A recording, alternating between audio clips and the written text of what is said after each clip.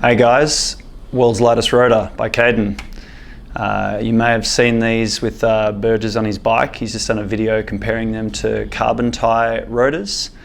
He had a pair of carbon tie for a couple of years and they were really worn down, and these were still lighter than even with all that wear. So our brand new rotor is the lightest rotor on the planet. It's been about 18 months to get these guys out ready and available. So I'll run through why they're the lightest, but they're also one of the strongest. The braking band material is different to the normal sort of stainless steel braking band material. It's a motorsport grade, so it lasts longer. And we've got 6 rivets, all floating rivets here, to keep it really stable in high temps and no heat warping. Great thermal expansion and contraction. So without further ado, this one here, let's just tar this to get it even. The 140 rotor comes in at a mere 78.6 grams. The 160 comes in at 96.6 grams. And the pair is, wow, 175.2. So I'll explain how we're able to achieve that.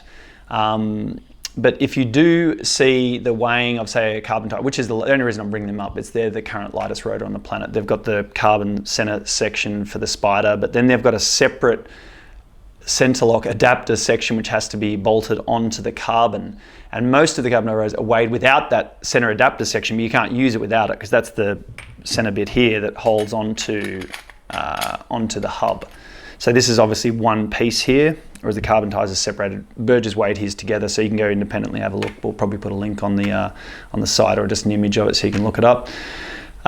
So yeah, this center section here on my Spider is all one piece, which I definitely think is stronger and straighter. And then the braking band itself, we were able to achieve the weight through laser cutting them. This is a much more, it takes a lot longer to do this. Like the current rotor, my floating rotors there are a pressed rotor, so the pattern and shape, etc., is pressed out and then they're cut, which is much more efficient and easier to do. But to get this weight and this level of accuracy, you have to laser cut them. So each one sits on a laser cutter for about 25 minutes a piece to be able to get this intricate pattern here. The pattern, you can't cut small holes like that when you're pressing, whereas on here you can, and it just creates a more even braking feel. You get better thermal heat dissipation through all the smaller holes than a bigger hole does. So yeah, when these boys get red hot, they stay really straight and they don't squeal and have rain issues like some of the big brand rotors that are. There's one I won't go into the names, but they're a steel aluminium sandwich.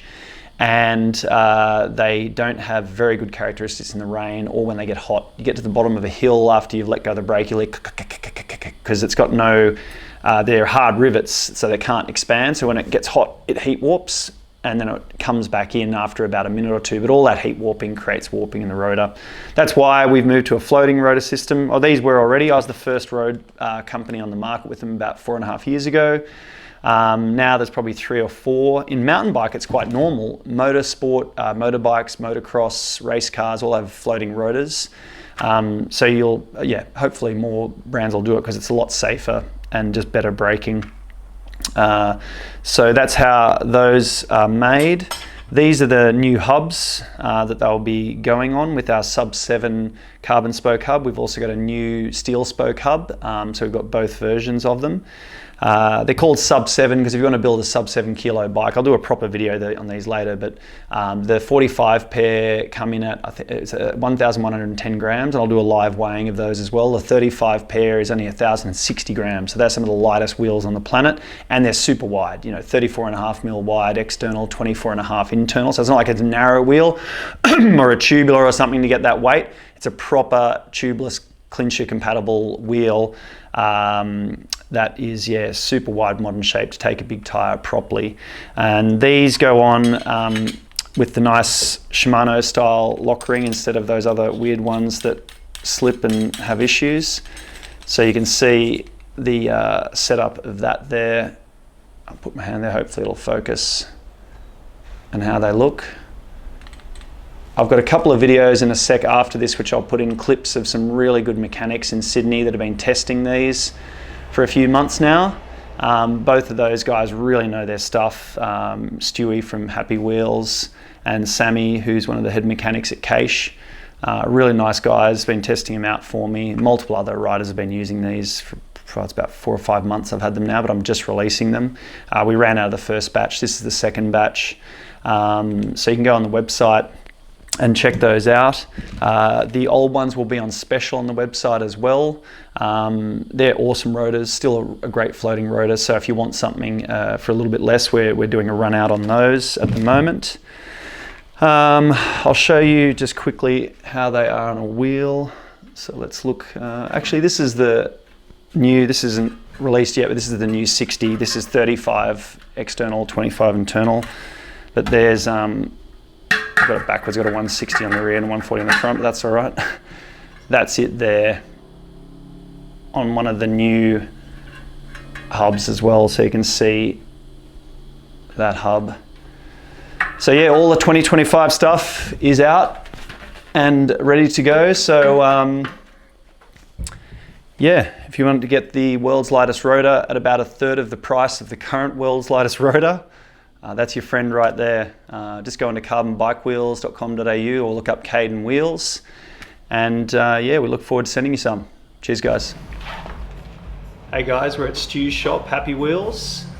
Stu had a bit of a crash the same day I had a couple of weeks ago and bent his rotors. And I said, well, you're in luck, Stu, because I've got these beautiful new things for you. And so we put a couple on his bike, which we'll give you a look at in a sec. But how have they been, Stu? Oh, they've been brilliant. Yeah, they've been awesome. They brake really well. They're super light, super true. They're really straight, which is really good because a lot of rotors that come out of the big factories, they just aren't. But these were really straight, and I took them down under last week, and they stayed really well. Nice, would have been hot down there. Very. They're a floating rotor, so it's got an expansion rivet joint here. There's 6 of them. That's how they can stay straight. They can just expand and contract naturally when they get hot.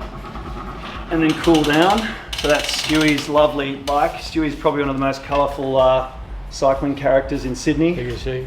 Perfect. And even the lock ring's got some of your artwork on there, Stu. Yes, bit in our polish. Yeah, if anyone's in Sydney, you would have seen Stu racing over the years. You're one of the top time trialists in your day. Still managed to get the pointy end of the field. And I have a go.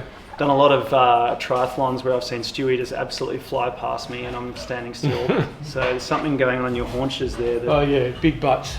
Big butts. Really moves him. He's got a great shop here, Happy Wheels. He probably sells more elite level high-end bikes than anyone in Australia. Very good mechanics, and it's an awesome shop. So if you're in the inner west or just in Sydney, come see Happy Wheels. And yeah, thanks for trying the rotors out. Beautiful. No Cheers, problem. Mate. Awesome. Good one. You see what I mean? I'll never get these things in there. I'll never get them going. Hey guys, Sammy's a good friend of mine. If you're in Sydney, you would have seen Sammy around. Probably a heap of you have had your bikes fixed by him. Awesome mechanic. We're just here at his house. He's been helping me press a few bottom brackets into the new Caden bikes. And he's been running my rotors for what, probably a month or two? Yeah. And a month and a half, yeah. Yeah, and he's got, here we are, I'll just pull it up there for you so you can see it on this very lightweight, beautiful Giant that he's built. Sammy works for Caish. And what rotors were you running before this? I have Shimano MT9s. Yeah. The MT900s, yeah. And how have these been for you? Oh, awesome. Funny enough, I don't really get squeals in the rain. Oh, nice. Yeah, some kind of, just wait for the moment I get caught in the rain and have like a loud squeal. You know, like the Tesla cars, the engine when you hear them stopping. Yeah. At high speed when you brake, that's a sound. Yeah, I love Shimano, but that steel aluminium sandwich does squeal a bit in the rain.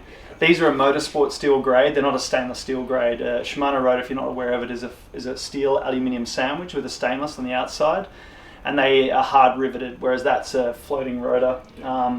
And they are the lightest rotor on the planet at the moment, which is awesome. 98 grams for a 160. 160 and about 80 something for the 140. Yeah. Just thought we'd say hi with Sammy. We've got a heap of people riding these. They're awesome. We've just released them now. It's been a good year and a half of development. Yeah. luckily, yeah, the motorsport company doing these has done a great job. And yeah, cheers, Sammy. You. Always a pleasure. Yeah, if you wanted to get the world's lightest rotor at about a third of the price of the current world's lightest rotor, that's your friend right there. Just go into carbonbikewheels.com.au or look up Caden Wheels. And yeah, we look forward to sending you some. Cheers, guys.